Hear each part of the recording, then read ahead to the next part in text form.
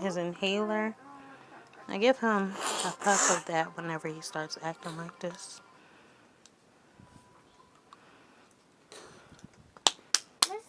He refused to sleep in his bed. Get back there. Go. Go ahead. Go back there and plug in your charger. You want me to turn on the light? No. And turn on that light? No. I don't do this. Let me go turn on that light? No. So scoot back. Go plug in your charger. Go plug in your charger. Yeah. Go plug in your charger, Levante. What? What? Mommy. Go plug your charger in. This right here. I don't know what's causing this. It's like, I might cut all this and make it just seem like his lineup start back here. I don't know what's going on with that though. This part is just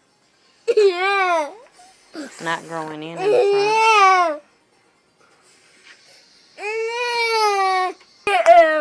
Go get your juice. I can't. Why not? Why can't you go get your juice? Huh? Go get your juice. Lately, he's been sleeping on the couch for the past couple days, and I done washed his sheets and everything.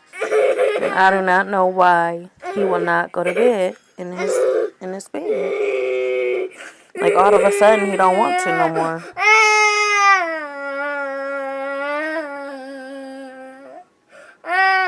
Levante, go get your juice. Go back there. I can't. Why not? I can't. Cause what? I can't. Why not? I can't. Why not? I can't. This is why I wish his communication was better, because he could tell me exactly what's wrong. What's wrong? Go back there. Go get your juice. Go get your juice over there. Go ahead. I can't reach it. Yes, you can. You can go back there and grab it. What's wrong? I can't. What's wrong? Here. Come on.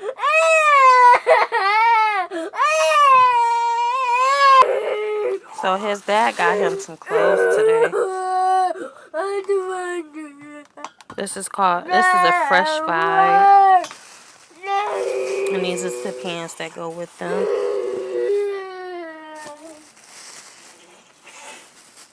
This is the Lakers jersey. And he got a couple pants, shorts to go with that, summer clothes. That's yours. Always be dribbling. And then there's a shirt on the back that says Athletic Sports Urban Style. And he got some more shorts. Oh no, this is a shirt.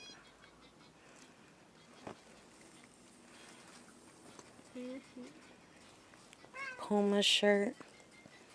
And he got... Okay.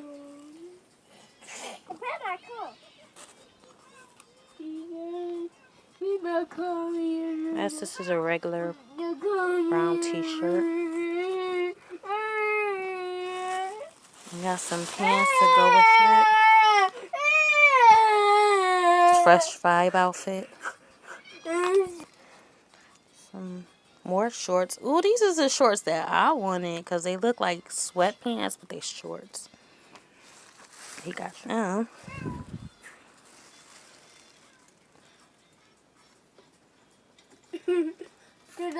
Turn it off. He got this. This is cute. Virtue. Shorts to go with that. Hopefully. So yeah, those are the clothes that he got today.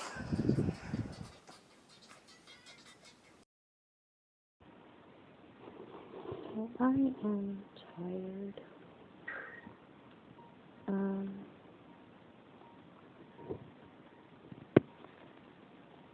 Today I had a discussion with some church friends, and we talked about going to the temples. Eventually, they'll be taking me to the temple, and I'll make a decision between Columbus or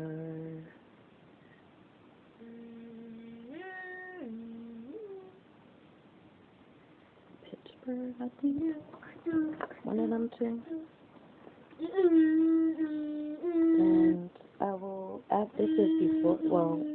this Sunday when I go to church, I'll be doing an interview for not the baptism. I already did the baptism interview, but I got to do another interview to go into the temple. So we got to do interview questions to receive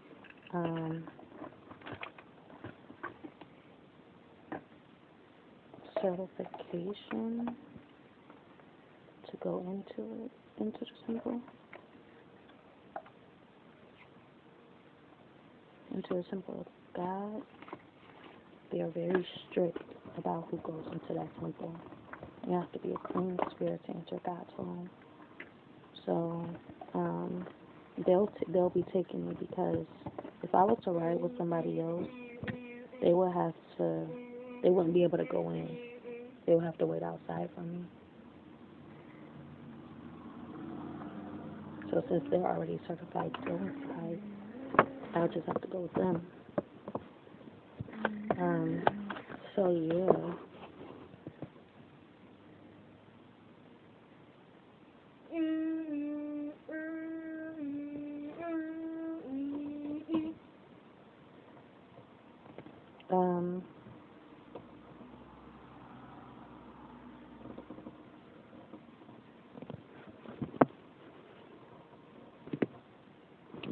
So Monday I will be hearing back from the shelter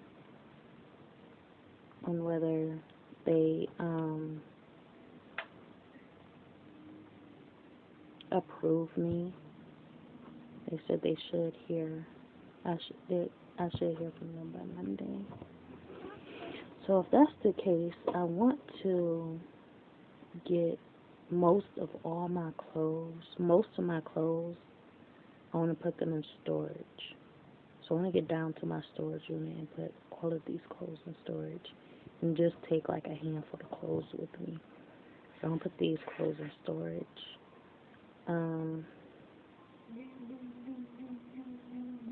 So that's something I want to do after I hear from them, of course, on whether I get approved or not. But if I do, I will take my clothes and stuff and put most all these clothes in storage. I wanted to get some, I might just put them all on hangers and stuff, or keep them in whatever they're in. Bags. I might just get a whole bunch of trash bags and put them in bags and then stick them in storage.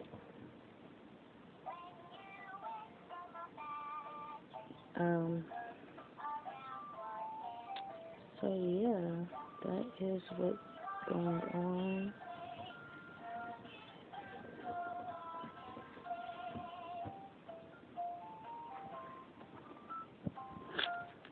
I still have some antidepressants.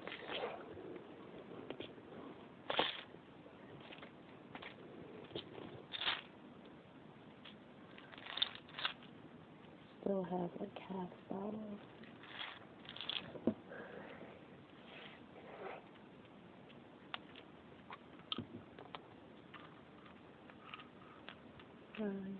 Pills.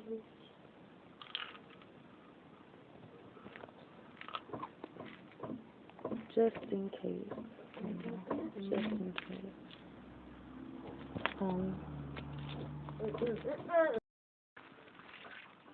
No, I'm gonna go and take one.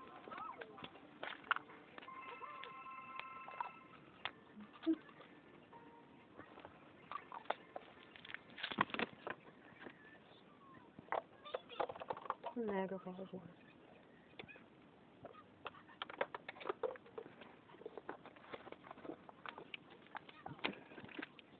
I still got a juice cup.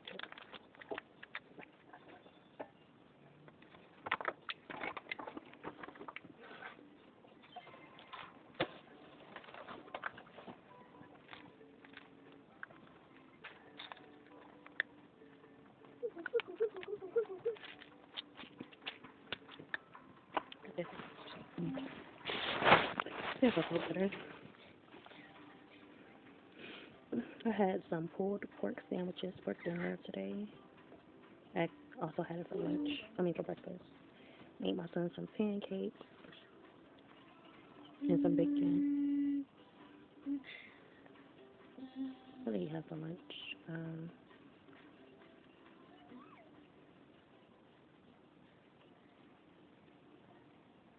forgot what he had for lunch. Oh, he had some grilled cheese for lunch.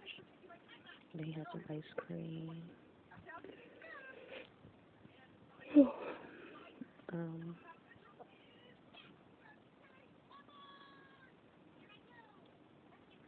I'm just been snacking throughout the day. I might go get Mickey another pulled pork sandwich. Sounds so good.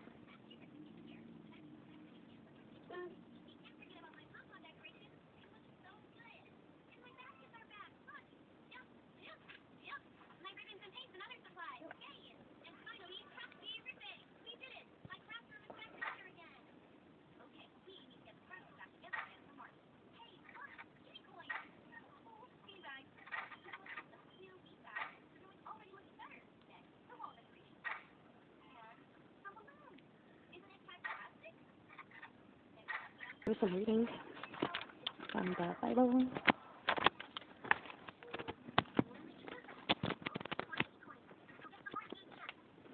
Seek unto me every thought, thou not fear not. Seek unto me every thought, thou not fear not. Seek unto me every thought, thou not fear not. Seek unto me every thought, thou not fear not. Seek unto me every thought, thou not fear not. Seek unto me every thought, thou not fear not. Seek unto me every thought, thou not fear not. Seek unto me every thought, thou not fear not. What? You just had ice cream. So this is chapter 7. Can you turn that down?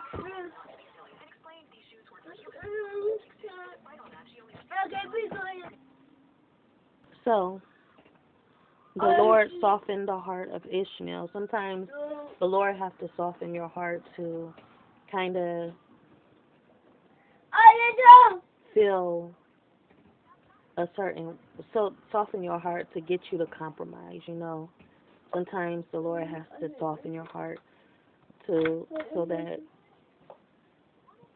you can have this, so that y'all can compromise and so that you can do the Lord's will, because with our heart and heart, it's hard for us to really listen to the Lord and follow His instructions because we're so stuck and stubborn and hard-headed, and we're just, we're in our ways,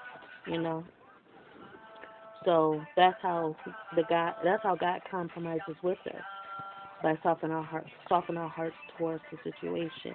And it came to pass that the Lord did soften the hearts of Ishmael. And it came to pass that as we journeyed in the wilderness, behold, Laman and Lemuel, and two of the daughters of Ishmael, the two sons of Ishmael and their families, did rebel against us, yea, against me, Nephi the same, and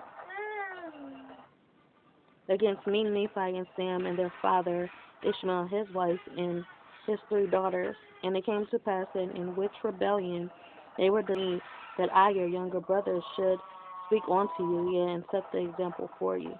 Sometimes you have to be an example, example to everyone else. That as long as you're doing what you need to do, doing what you have to do, everything else will fall in line. So don't worry about looking back at another person or looking this way at the other people. Don't focus on what's around you. Just keep on walking and doing what you have to do, because you are being an example for them. Whether they realize it or not, eventually they may not. But it's all in God's hands. And it came to pass, how is it? Okay, so with that part. Yea, and how is it that ye have forgotten what great things the Lord hath done for us in delivering us out of the hands of Laban and also that we should obtain the record. And how is it that ye have forgotten that the Lord is able to do all things according to his own will for the children of men? If ye have choice, go up to the land and remember the words which I spake unto you, that if ye go, ye will also perish. For this, the Spirit of the Lord constraineth.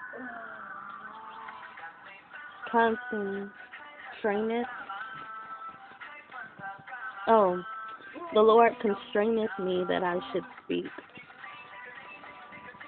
So what does it mean to constrain? Basically, the Spirit of the Lord is providing the will for him to speak, the ability for him to speak. Sometimes we can't speak. Sometimes we, all of us, we can speak so well, and then all of a sudden you can't really think, you can't really get out what you really need to say because God is kind of it's straining your voice from speaking at that time because it's not meant for you to speak. But when God allows you to speak, God will release the words or the message that is supposed to be spoken at that time. And it came to pass that when I, Nephi, had spoken these words unto my brethren, they were angry with me. And it came to pass that they did lay their hands upon me, for behold, they were exceedingly wroth, and they did bind me with words, for they sought to take away my life, and they might leave me in the wilderness to be devoured by the wild beasts. So at this time, when the Lord constrained his voice, allowed him to speak, that's when they were angry. They wasn't expecting him to speak so well. They wasn't expecting him to speak at all of what he was saying, and when he was able to speak, they didn't like what he said. So they binded him down, and they sought to take away his life. But it came to pass that I prayed unto the Lord, saying, O Lord, according to my faith, which is in thee, wilt thou deliver me from the hands of my brethren, and even give me strength that I may burst these bands which I am bound. And it came to pass that when I had said these words, behold, the bands were loosed off of my hands and feet, and I stood before my brethren, and I spake unto them again.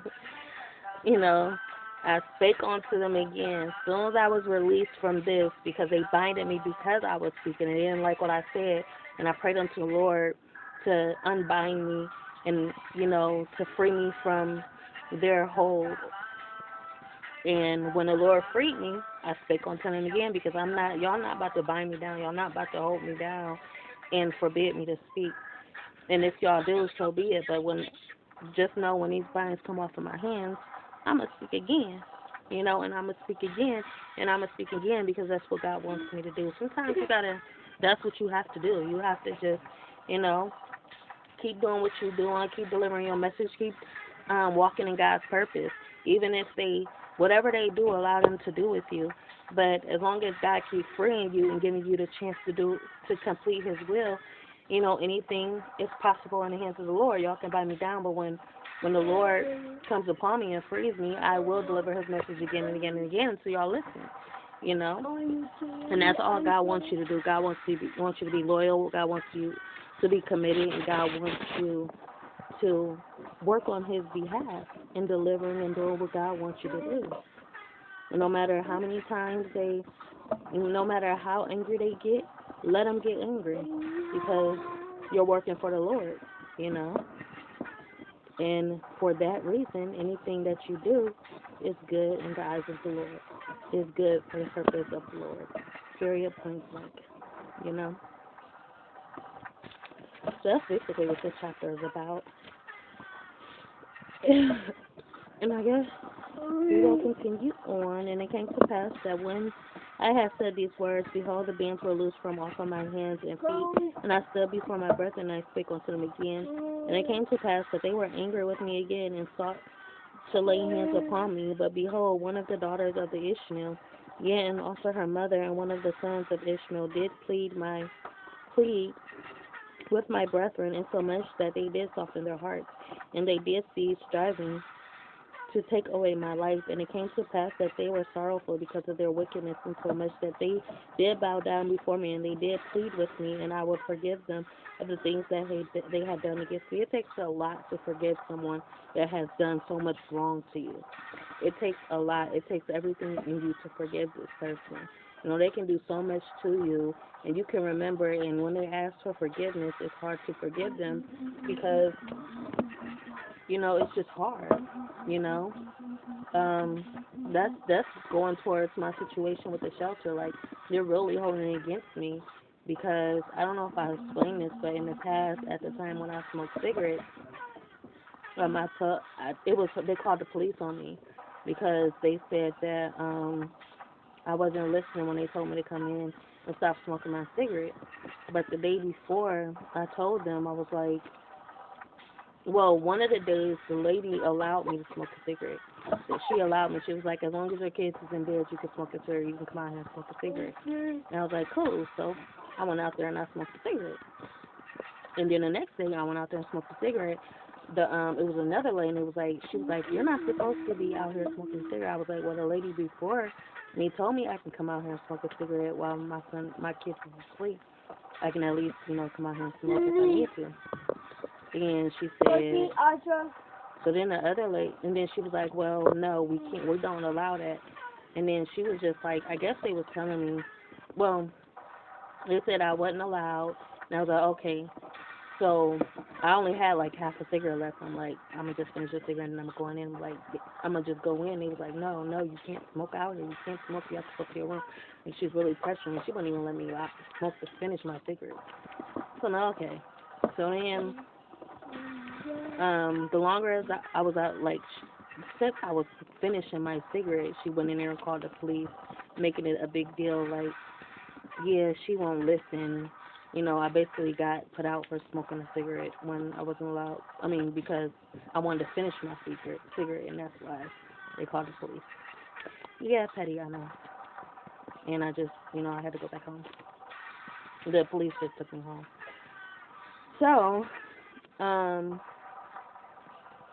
I think they took me home, or they called for. No, I think they took me home that night, and I had to get my stuff later on. So then, so today she was just asking me. She was like, so if we allow you to come back, what would you like? What? Well, she was asking me a couple questions, basically about what do you feel is disrespectful towards you. So basically, they feel like, oh, I disrespected them and I wasn't listening. I couldn't handle the situation better. And she kept pressing me. Like, she was like,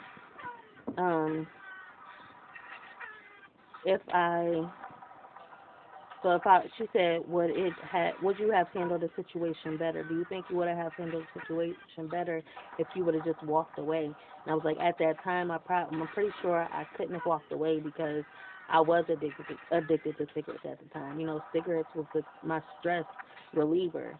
You know, it took away everything. You know, if I was feeling a certain way, cigarettes took that away from me to where, you know, I could feel better of coming out of that situation. So I really depended on cigarettes at the time. So I was like, no, you know, it would have been impossible. But she was like, but she was trying to compare two and two. And she was like, well, now coming in a situation, like, this is something that we're basically trying to prevent. And I'm like, well, I'm not the same in that situation as I was back then. And now I'm not the same in that situation. That's what I kept trying to tell her over and over again. I'm not the same. You know, I was smoking cigarettes back then. I'm not smoking cigarettes now. I'm just, you know, like, I got this, like, now we have, like, now when you're now it's basically I have different alternatives. You know, I have different coping mechanisms that I've, you know, accumulated this far. I have really learned a lot about myself, and I have different ways of handling different situations to where I can feel good. You know, I can feel better without going to a cigarette or without, you know, going to any substance that's going to trigger me. Because for one, I am a different person. I have expectations in my life now, just as baptism. You know, we can't do certain things, and that is kind of holding me, you know, that's keeping me on the right track. But none of this she wanted to hear, so it's just like, how can I get my point across? And that's something that I told her. I'm like, one, thing that I feel that's disrespectful towards me is that if you don't let me get my point across, if you don't hear me out, and you can't, you hear one side of the story and you don't want to hear my side of the story, and you are always pointing the fingers at me. That's what I feel is disrespectful towards me, and that's what she was asking. And I was like, as well as, I have my kids in the situation, so if I feel that's, if you don't listen to me about my kids, and I'm telling you about my kids and how I treat them and how, I feel things should be in regards to my kids, I'm the same way. You can be disrespectful towards me through my kids as well. And that's what I was telling her. So going into the situation, it's just like, when it's hard to forgive someone it's hard to forgive someone when you remember all the wrong that they did or how you felt back then. I'm like, it felt like I'm talking to the same person that was with me back then. Like I can just feel this tension, like as if I'm talking to that person that actually was there and went through and experienced what I experienced, like I was her on the other end. That's how it seems, and it's just like, you can tell that they're not over it. I'm over it, but they're not over it. So it's hard for them to forgive because they're doing the recertification. They're thinking a lot about it. It's really getting to their head. You can tell because she's really going in deep with these questions.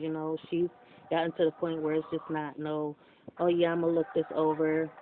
Okay, we can talk about it, and then boom, it's the choice. No, she actually said that she got to pray about it. So you actually really felt some type of way. But at the end of the day, you're just not, you're still not listening. You're still making it seem as though I'm in the wrong, but y'all are not taking accountability for y'all actions. Y'all not taking accountability of what happened. You're not really you're not taking in the fact that, one of your workers said it was okay.